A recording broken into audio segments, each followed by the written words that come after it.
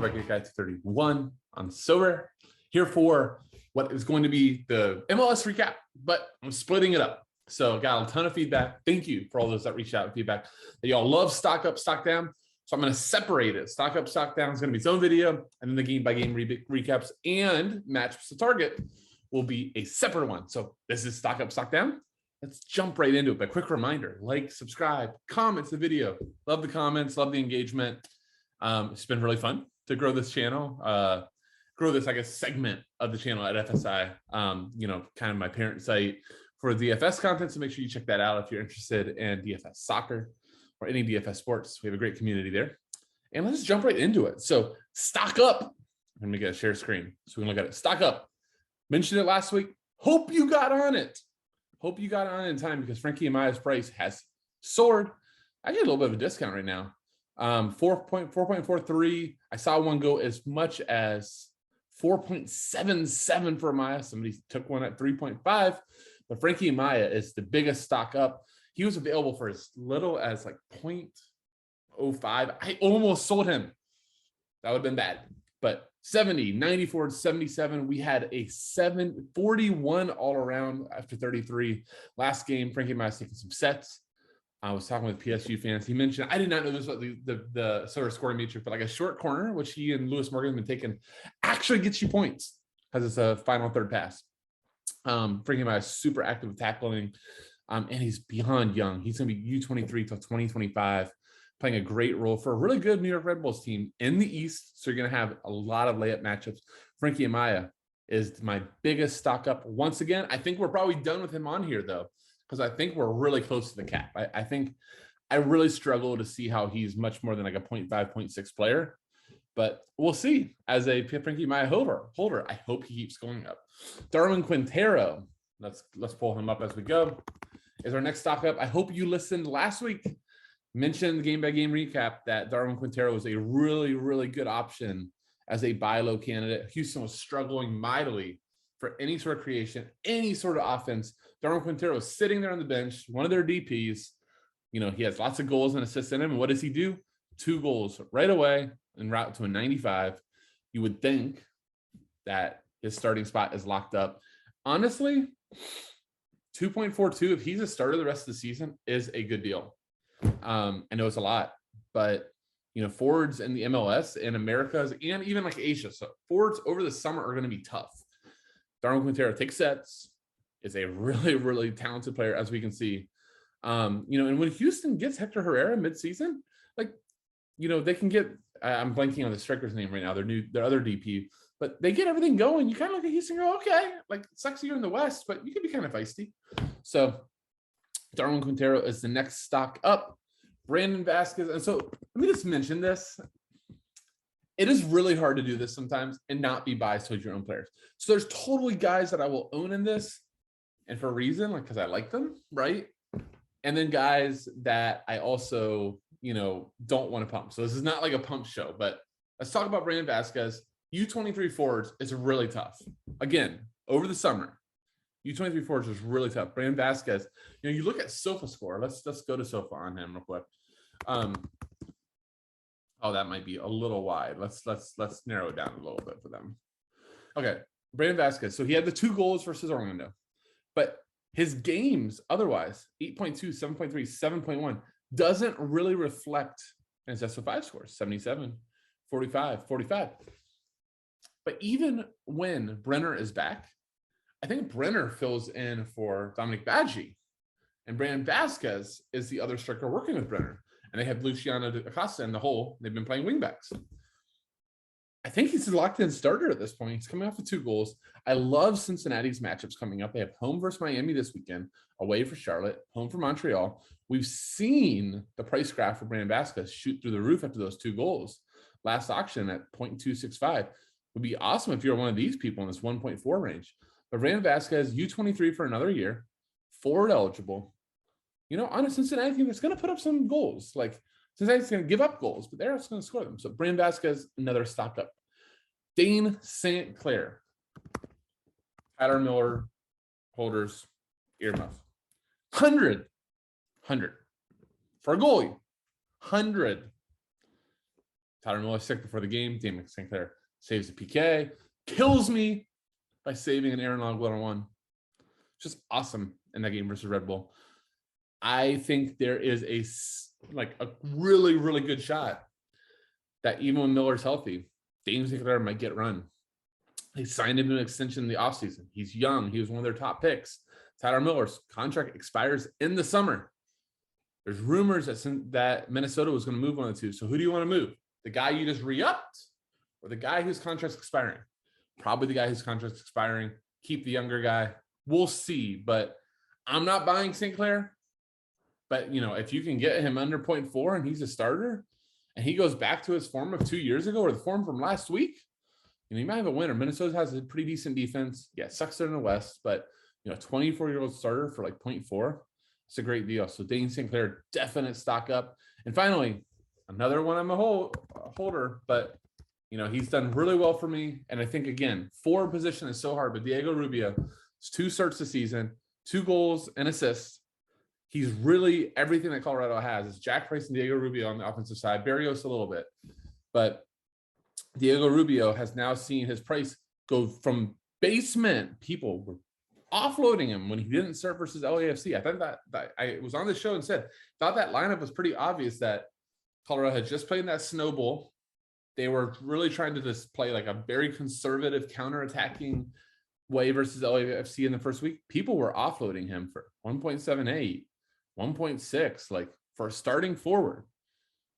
And now all of a sudden we're hitting his 2.78, 2.88 range, probably crossing 0.3, has a decent matchup coming up. Let's see, versus Houston away, Salt Lake at home, Dallas away, Minnesota away, Charlotte at home.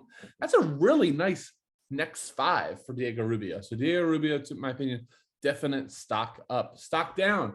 If Dane Sinclair is stock up, that means Tyler Miller has to be stock down. We're already seeing some people starting to offload. There's a little bit of panic selling here. Now, here's the crazy thing with Tyler Miller, right? One, he could just walk back in and coach could go, hey, you felt sick before the game, and you're not going to lose your job because of that. You've been great for us for a while. Or it could be Tyler Miller is the next New England Revs keeper. And all of a sudden, we know Matt Turner's like a 0.6 keeper. Matt Turner's a great player. I think Matt Turner's better than Tyler Miller. But New England's one of the best, probably the best team in the MLS. And having the goalie on the best team in the MLS is obviously a great thing. So Tyler Miller could very well go somewhere like that. He's too good to be on the bench, in my opinion. And with Minnesota openly shopping one of them, I think Tyler Miller might be somebody that you pick up. I'm personally going to wait like one more week. Kind of hope Sinclair gets it. And maybe we see even more panic selling. I think if we start looking at Tyler Miller in that 0.25, 0.2 range, yeah, that might be a really worthwhile get. So Tyler Miller stock down. Carlos Vela. I am sorry there's way too many Carloses. Carlos Vela, we are starting to see the sell-off continue. We saw after the 3 goals the first week, went up as high as 0.11. Last sale down to 0.81. Look, LAFC was up a man for a really bad Miami team. For a long stretch of the game, Carlos Vela, a whopping 41.9. That is not what you want for a 1/8 player. And arguably, he and Carlos Gil are the most talented players in the MLS. So Carlos Gil, I think, is definitely trending down. There's severe concerns. Contract expires mid-season in the summer. There's been no sort of word that he's re-upping. Looks very disengaged. And I was joking with a buddy, like, are we sure that Vela in the Miami game isn't just going to walk off the pitch at halftime again? It's kind of what happened versus Portland. He just decided, he's feeling a little bad. Kind of pulls a James Harden. I'm not really feeling it. I'm just going to chill. So I think until we see something from Vela, I think he's incredibly scary proposition, especially for the price. No chance touching him at that price until we see a contract extension. So Carlos Vela definitely pointing signs down. Johnny Russell. So I told you I can pump my players on stock up. I can pump my own players stock down. Left injured. Starting the season really bad. He got as high as 0.82. I think I thought I saw a sale higher than that, actually, but let's just say it's 0.82. We're now down in the 0.727 range. Somebody just posted him for 0.6. Holy crap. Part of me kind of wants to go snatch that. Really? Holy crap. people are going off. I don't know if I missed some news, but Johnny Russell left the game with a hammy. It looks like a hammy, groin, something like that. That's not great. Not great for a 0.6 player that you're relying on. Number one forward in MLS last year, who were all over him midseason. 0.6, not good. So, we'll have to look at that injury, but this makes me think that it might be out for a few weeks. I'm actually going to pause real quick with that news, and let me just real quickly look that up. I'll get right back. Okay, Johnny Russell, not any injury that I can find other than what we knew. He left with tightness. International break coming. I think the sell-off is a little severe. This might be actually a really good buy time despite the stock down, but there's no way to say that stock isn't down. Trading for above 0.82, now in the 0.6 range. Hell, you probably could get somebody to even go lower. So Johnny Russell, just not the great games that we're expecting from him. This is what people were wanting to buy, not this. So we see a little bit of panic buying. Could be a really good buy low opportunity. So Johnny Russell definitely stock down. Earl Edwards Jr., I already kind of talked about it with Tyler Miller. I thought there was an outside shot that the way he was playing, that Earl Edwards Jr. could have a shot to keep the job. 3 goals in the final, what was like 30 minutes versus Salt Lake, who's nothing to be fearful of or anything of that nature. 3 goals last 30 minutes. Not great. Yes, the conditions were bad, but Matt Turner's coming back. There's a really good shot that Matt Turner could even be back as soon as international break. Definitely maybe the week after that. Earl Edwards, as soon as Matt Turner's fit, is back to the bench. And if all of a sudden they bring in like a Tyler Miller or Dane St. Clair or Ethan Horvath, all of these rumors are circulating.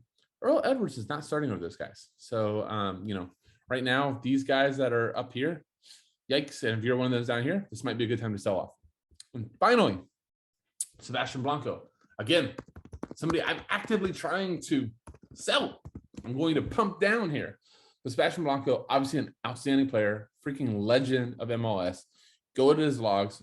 Sebastian Blanco is a beast when he's healthy. But now we have 3 straight sub appearances off the bench. Didn't look great in any of the games. My biggest issue with Sebastian Blanco is I really struggle to figure out, where does he fit? Portland's playing great. They're playing Nisgoda. Nisgoda will become Felipe Mora when he's healthy. Yemi Chara playing as a second striker, such number 10. Then you got a good midfield of Diego Chara and Paredes. Paredes could become Williamson. So those 2 spots are locked up. Then the outside, oh my God, why am I forgetting the name of the kid? That's embarrassing. Give me a second just to look it up. Sorry, it's like 10:15 as I'm doing this. I'm an old man with a kid. Just have to deal with me. Santiago Moreno. I'm like, I want to say Santiago Moreno is awesome on the wing. There's no chance I'm benching him. Then I think Savaricio really likes Asparilla. That's a little bit different. That's the spot. That's the one spot I could see Sebastian Blanco occupying. But maybe this is very similar to Diego Valeri last year, where the teams are playing better without him. And, he just becomes a bench player. And he's a legend of the club. And we're still going to keep him. We're going to use him in spots. But maybe he's not a starter anymore. Blanco has, the tough knee, had some injuries to end the season. I don't know. I don't feel great that he's walking right back in the starting lineup. Maybe he's just going to be energy off the bench. And, for that 1.2 or 0.12 range, that's a lot of money for a bench player. So Sebastian Blanco definitely stocked down as well. I will just caveat it. The moment Sebastian Blanco starts, stock way up. All right. Hope you all enjoyed the segment. Give me some feedback if you enjoyed. If you want any feedback on anybody else that you think stock up, stock down, put in the comments. I'll definitely answer. And if you want any sort of questions, find me on Discord at GatorGuy231. And if you finally, last pitch, if you're new, please make sure you use my code. 5 cards won at auction. You get a free card. I get a free card as well. Get a data boy from Sorare. Helps me a lot. All right. That'll do it. Thank you all so much for watching. With that, I'll say, see you.